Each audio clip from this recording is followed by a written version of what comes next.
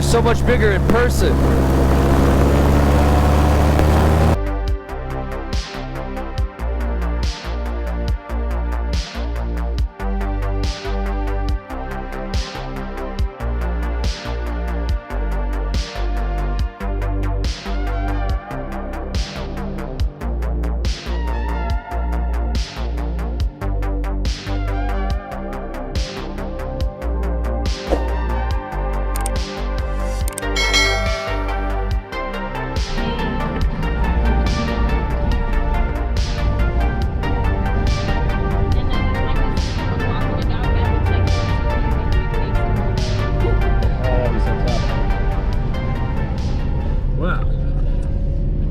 Hello! The next adventure we are headed to is we are going to, I got dog slobber all over my face.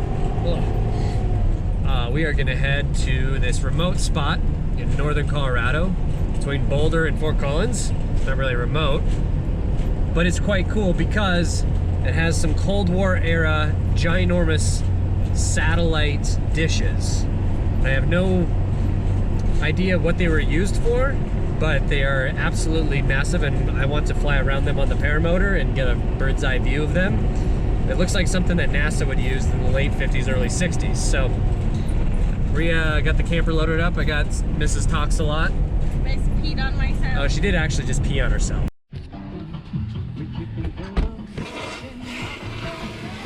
Really? My pants are around my ankles and I made nose blow. I don't think I've ever been more attractive. Ah! Boy, that escalated quickly. I mean, that really got out of hand fast. It's gonna be an interesting 24 hours, but it should be good too. No flying today because it's been gusting 30-some miles an hour, and you can tell by those lenticular clouds over there that it's probably not gonna let off. So I'm guessing I'm gonna try to fly tomorrow, mid-morning, and buzz some satellite dishes. You won't want to miss this, so. Right, Otto? Apparently not.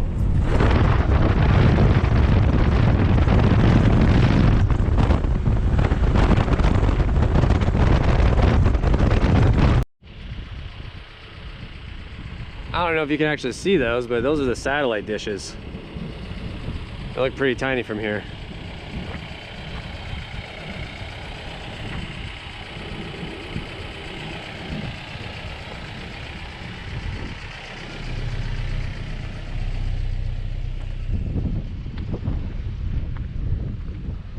It is windy today. Holy crap.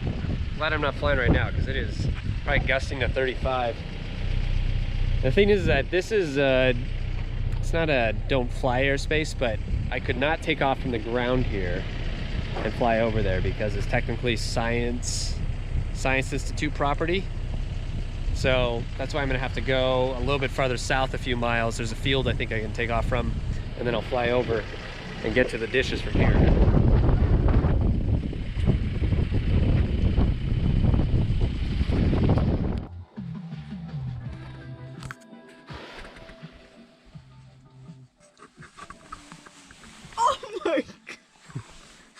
Boy, I got the best captures of you because first you're like plugged up in the bathroom and peeing everywhere, and then you just Peed all over myself. Sweet. Well, I got new lights set up. I'm stoked about that. And yep, the new light setup. It got pretty cold last night. It was like 18 degrees, and my furnace, it's kind of questionable. I guess can't expect too much from 1984, but today is really nice. Like, really, really nice. So, today's wing of choice, I'm gonna be flying the Gin Carve 18 meter. Normally I've been flying the GTR, but everybody's enticing me to expand my boundaries since I've been on the same day and wing for the last 10 years, essentially. So, I'm gonna fly the Gin Carve. And we gotta go over where that mountain region is down there. Essentially probably about 7 miles. About 7 to 8 mile flight. So, I'm gonna launch from here, and then we're gonna go over, try to find these Cold War era satellite dishes that look incredible. So that's the plan.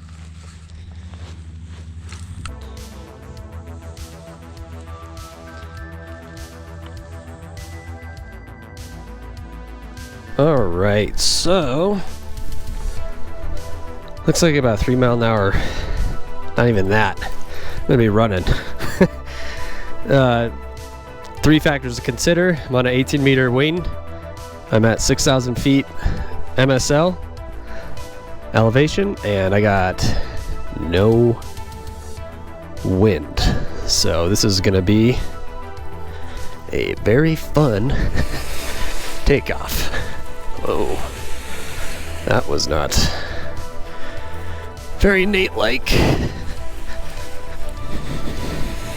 There we go. Build a nice little wall here. There we go. There. Better. Still gonna be interesting though. But that's why we practice forward and reverse launches for that reason.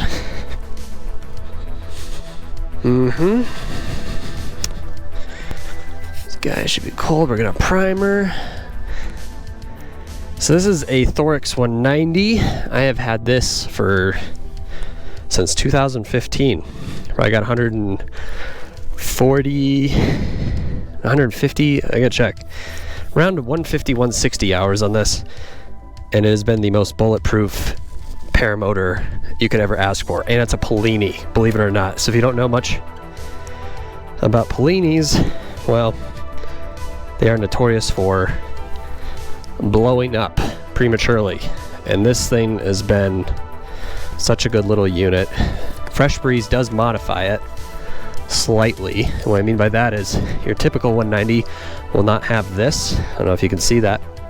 It's an expansion addition to the original expansion chamber, and it cuts down on noise. It also I think it balances the motor out per compression stroke. Just I don't know the exact engineering behind it, but this is not from what an original Polini 190 comes from the factory has, as well as Fresh Breeze does a couple other things that really just kind of make it overall a really good unit. And like I said, I've had this since 2015, and it's been a wonderful, wonderful unit. Thrust is incredible, and it has a ginormous tank. So, all right, I'm gonna warm this puppy up. I don't need this. Just warm her up. I look for an indication on the cylinder head temp. I like there being about 160 before I go to full throttle. 2 strokes they can expand. The cylinder, it's called cold seizing. It doesn't really happen too much on paramotors. I saw it more on shifter carts, but what happens is the piston expands faster than the cylinder head can and essentially seizes. It's rare on a paramotor engine, but I treat my engines with respect. And all right, 148. Just letting her warm up.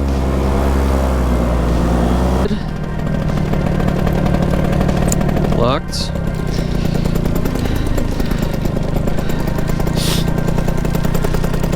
A's on top. Trims are set. They are not. That's why you double check every time.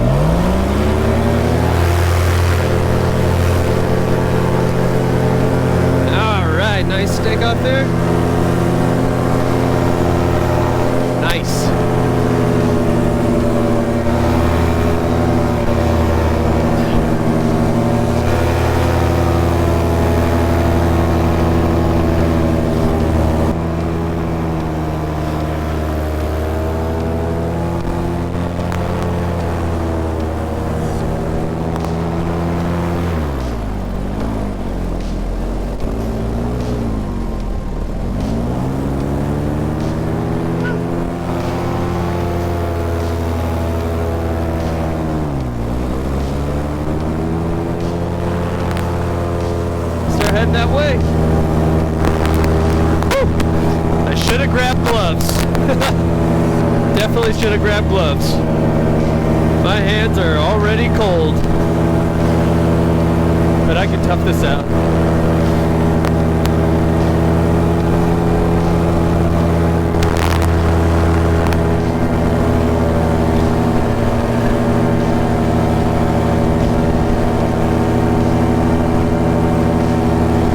So I can essentially go, probably can't see because of the GoPro, but satellite dishes are right over there.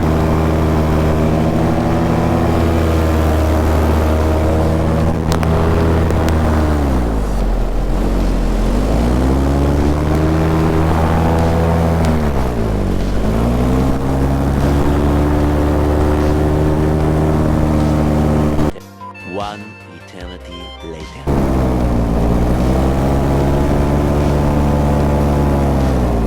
Wow.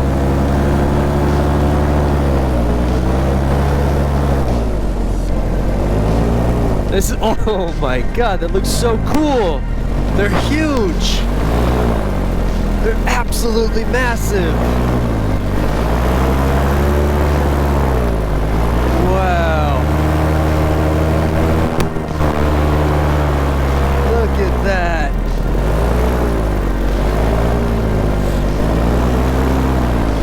Look at the size of the...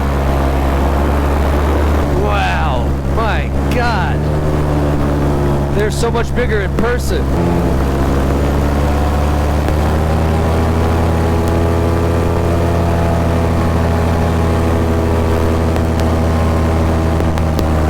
That is mesmerizing.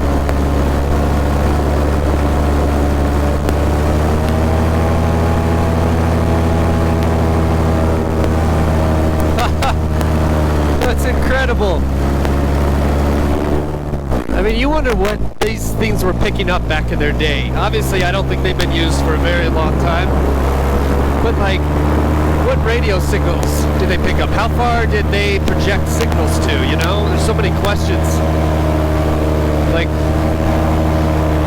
were they looking for extraterrestrial? Were they communicating with astronauts during like the Gemini and Mercury program? Maybe even the Apollo program, who knows? Wow.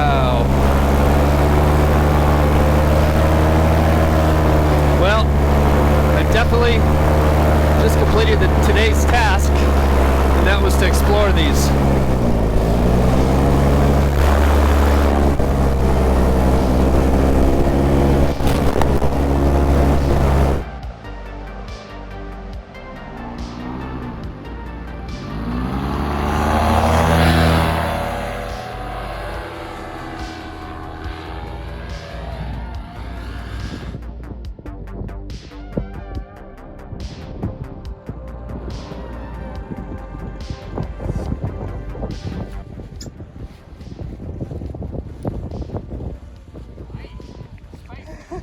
You got an audience. All right, guys. Well, that concludes this episode. I got to buzz those towers, satellite, Cold War era communications, satellite dishes. I don't even know what the proper word is for those.